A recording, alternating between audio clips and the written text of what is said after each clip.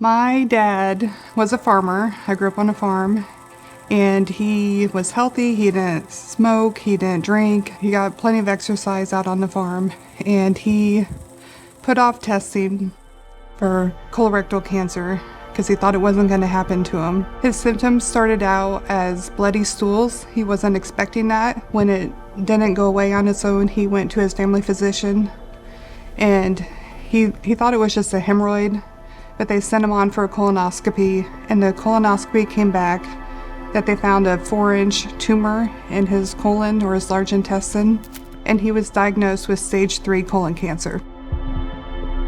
After he was diagnosed, they scheduled surgery at a hospital in town here, and he was in the hospital for 5 days. They removed 12 inches of his colon. After he recovered from his time in the hospital, he had to do outpatient chemotherapy because it had spread to his lymph nodes, and he went every 2 weeks. It was really scary. I've never known someone that close, he's my dad, to go through something like that, and the toll it took on not just me and my brother, but my mom too.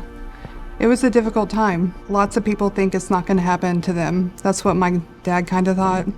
This isn't ever going to happen to him. He doesn't need to worry about it. Other barriers that people have is fear. Maybe they have a family history of it and they don't want to know. There's a financial part of it. Maybe they don't have insurance. Maybe they don't have access to care. Going through colon cancer treatment and chemotherapy and having a surgery was a wake-up call for my dad. I'm from a small little town in north central Kansas, and he had a pretty traumatic experience at the doctor, and it put fear in him to be screened again, so he skipped his screening at the age of 50. If they would have screened him and did a colonoscopy at 50, they probably would have found it when it was still a small polyp, and they could have removed it then. But he waited out of fear until he was 60, and then they found it.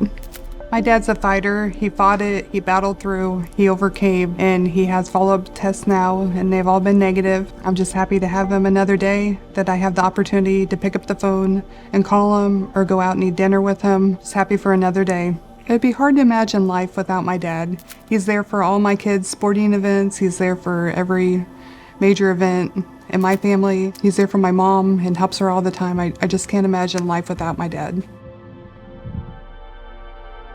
For people who are hesitant about doing colon cancer screening, a phrase that I say over and over again is that an ounce of prevention is worth a pound of cure. So truly, if you are able to get this screening done, if you get a colonoscopy, you get this precancerous lesion removed early, that can prevent colon cancer down the road.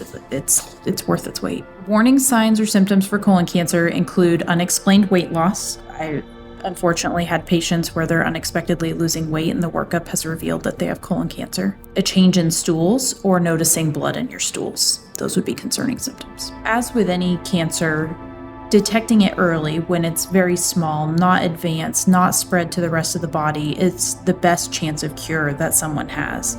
So if people are able to have colon cancer or precancerous lesions assessed early and treated, then they can avoid a devastating diagnosis. And I would encourage people to pay attention to their bodies and be good advocates for themselves. If they notice something that just isn't right, keep fighting for yourself. Keep bringing it up to someone. Find someone who will listen.